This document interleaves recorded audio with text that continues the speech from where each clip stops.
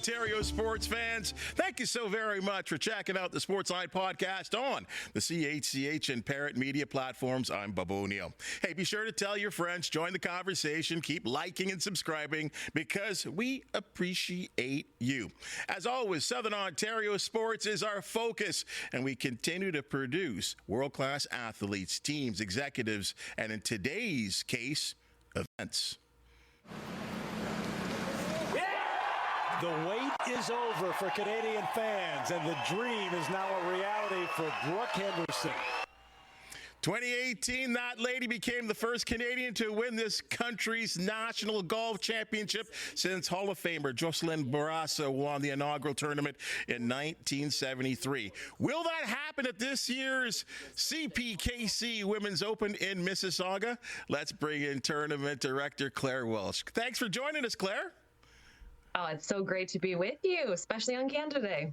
Absolutely. I mean, let's talk about a little golf. And excuse me if we just took time out of your first 18 of the day to talk a little golf. But here, let's talk about the field. And I think as we just showed 2018, the last 2 years at least going back, we had Lydia Ko win at Shaughnessy in a playoff. And then Lauren Coughlin comes out of nowhere with her first victory, one of those veteran grinders, and she actually pulls it out. Crazy storylines. Will we have those kind of storylines to be expected in 2025?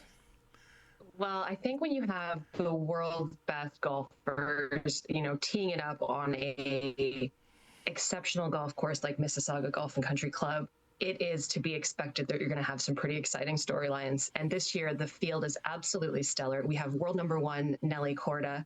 We have Lydia Ko, who you mentioned, a three-time champion and the reigning Olympic gold medalist. We have, of course, Canada's winningest ever professional golfer, Brooke Henderson, and lots of other stars like Lilia Vu, Minjee Lee, who just recently won a major championship, and probably around 20 Canadians. So it's going to be really exciting this August. How challenging is that, or is it challenging to get many of these golfers to come, as we say, north of the border? Yeah, that's a great question. And I think what we found is that the players absolutely love this event. We like to put the players right at the heart of the event and make sure that they're treated, as well as they possibly can be. This is my first go around as tournament director. Prior to this, I worked on the AIG Women's Open in the UK. And when I was in that job, I spent a lot of time speaking to players to understand and benchmark, which events do it best. And I heard over and over from players that the CPKC Women's Open in Canada was an absolute favorite. That's fantastic to hear, especially as a Canadian golf fan. Now, as a local, because obviously we're in Hamilton here, there's a name that's synonymous with women's golf and has been for some time.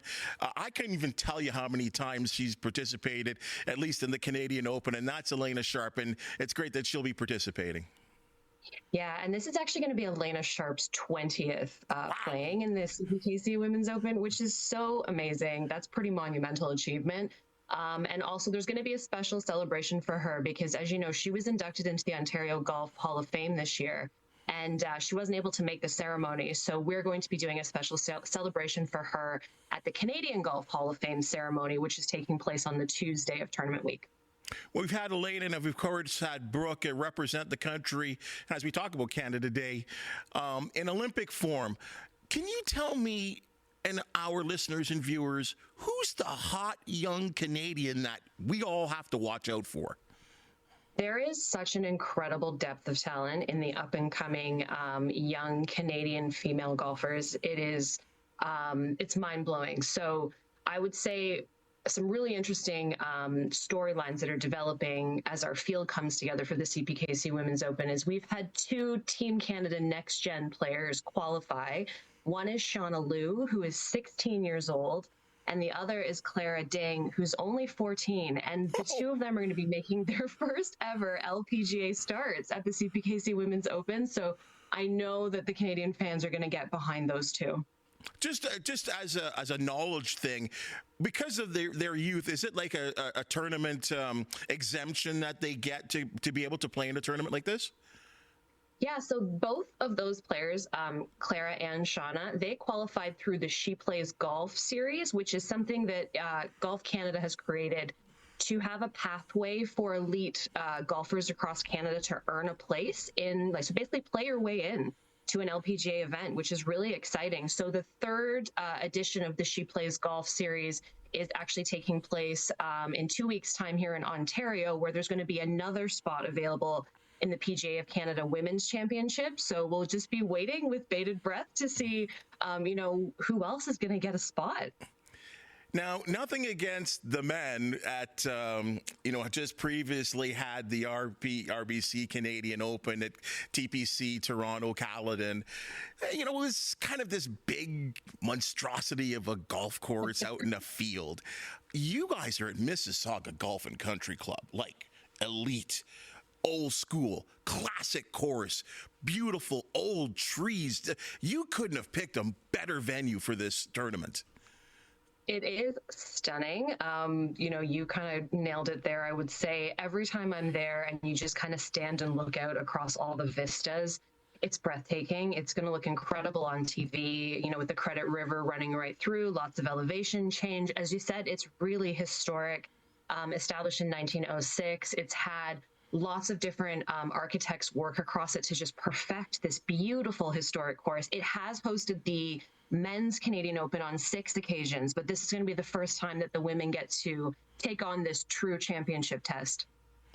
Would the women feel the same about playing golf courses like this? Yeah, I think that there is certainly a sentiment about, wanting to play where the men have played. But, I think you just can't help but really enjoy a really classic Canadian golf course like Mississauga. I love it. Amenities, obviously, stadium seating, I guess, to a sense. How long would it take to set up a course like this, to have it for a tournament play? So it takes us about a month and a half to get the sort of infrastructure built. So yeah, things like grandstands, all the fan areas, tents, the TV compound, all that sort of thing. But I will say as well that the sort of course agronomists work really, really hard in the background right from the beginning of the season and even from the season before to make sure that the course is in absolutely pristine condition. And I can say, having been there yesterday, it is shaping up to be just really fantastic for these players. I don't care if it's the PGA, the Korn Ferry Tour, the LPGA. I would say that these groupings, or these leagues, if you want to call it that, when they're putting together tournaments and you're so experienced at doing things, there's a, how can I say this? There's a component of giving back that is never forgotten. And in this case, McMaster Sit kids are going to really benefit from what you guys are putting together. Yeah, I am absolutely floored by the incredible commitment that the title sponsor CPKC has through their CPKC Has Heart Foundation to make sure that there is always a very impactful legacy left in the local communities. This year, the primary charitable partner is Matt Kids, part of the McMaster Children's Hospital, supporting pediatric heart health, and the aim is to raise $2.8 million to support, as I mentioned, pediatric heart health in the local community. Kids. I can't think of a better reason, especially McMaster, that needs help. These kids need help, and to see that golf at all levels are getting involved in helping, I think is just outstanding. Absolutely. I think golf has a real tradition of making sure that there are charitable elements sort of interwoven. But, I will say again that I think that the CPKC Women's Open, really goes above and beyond. Since CPKC have been the title sponsor in the last 12 years, over $22 million have been raised across Canada to support pediatric heart health for various charities. And we had our media day yesterday, and we had a young woman on site named Amela Kolonik, who is our 2025 charity ambassador. And when she was 2 years old, it was discovered that she had I think it's called a ventricular septal defect. and she was treated at Mac Kids, and she's now a healthy teenager. She's thriving. I think she just has to see a cardiologist every 2 years. I met her and her mother, Sabrina, yesterday, and it was just so impactful to see how Mac Kids really does change lives. So I'm so thrilled that the CPKC Women's Open will, help to continue to support families like Amelis. This tournament has done so well in terms of, we talk about being noticed around the world. In fact, it's won the Tournament of the Year award, I believe, back-to-back years, 2012, 2013. What I really like about this, and I talk about the charitable aspect of it, but you always seem to mix in what I'll call, for the lack of a better word, activations. And when I look at some of these activations, it's amazing what you guys have put together. The first thing that comes to mind for me is the fact that you're having a women's summit. Can you explain what that means?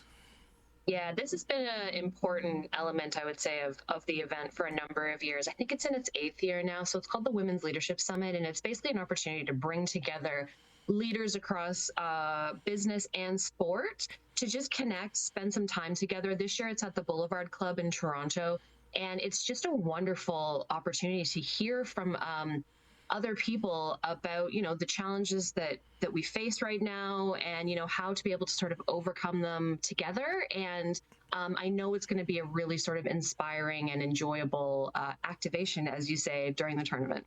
What about yourself? I mean, as a tournament director, I couldn't tell you how many women there are running tournaments of this size. What about your history and getting into this? Yeah, it feels really special and really meaningful to be leading Canada's National Women's Open. My own background is I've most recently worked for the RNA, who are the global governing body of golf in St. Andrews in Scotland.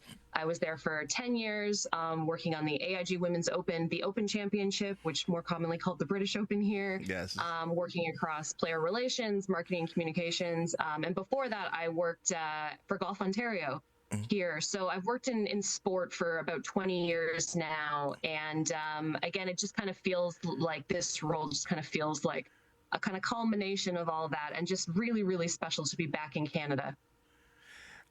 If we could look at a couple of the other activations that we have aboard here, there's a couple here that I think just really, really grab me.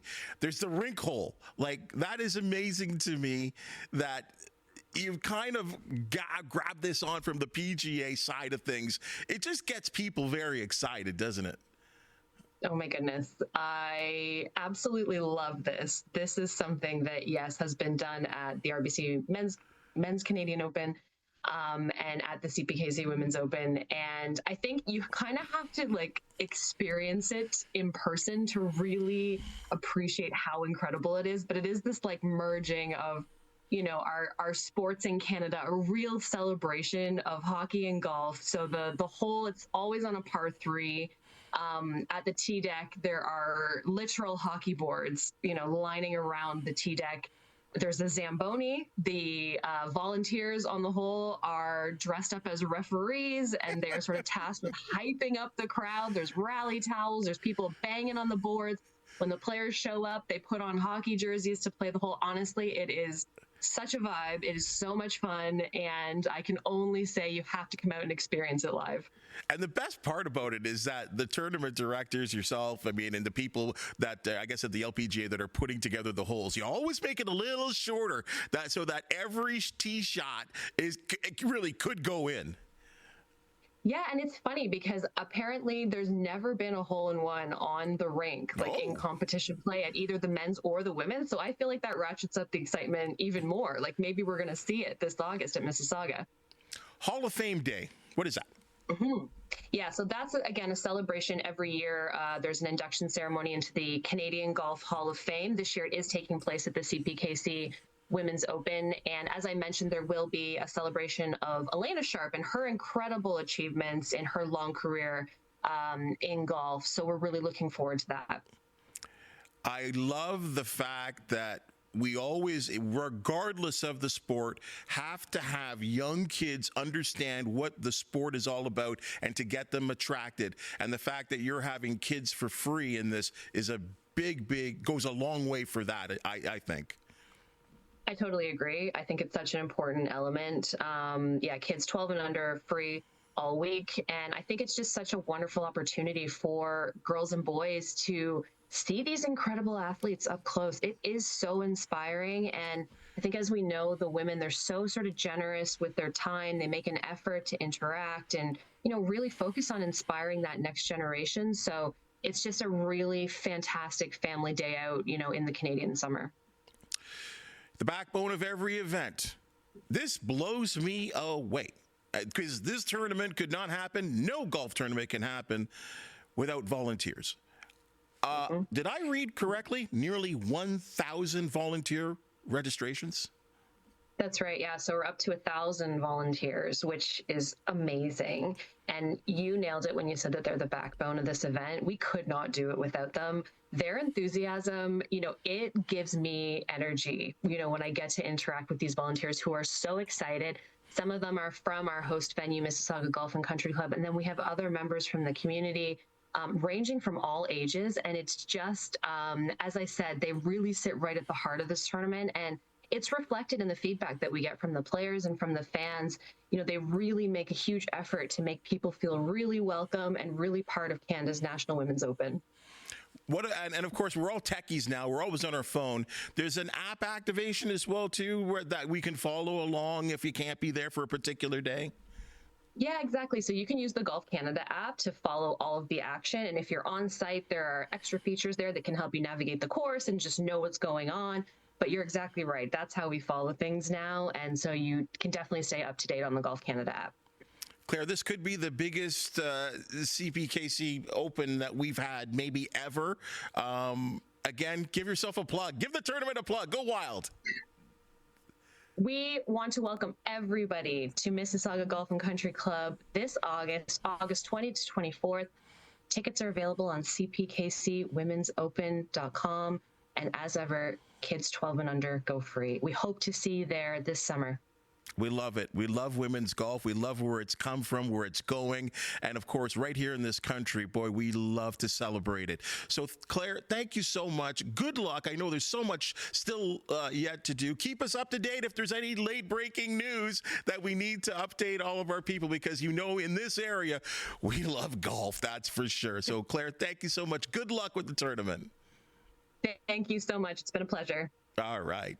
Well, folks, that's your Sportsline Podcast for the day. And if you've just seen and heard, we love talking sports. If you do know of an athlete, team, or event to promote the Sportsline Podcast, want to hear from you, please hit the thumbs up, like, and subscribe button. And if you have something to say, we always appreciate your comments.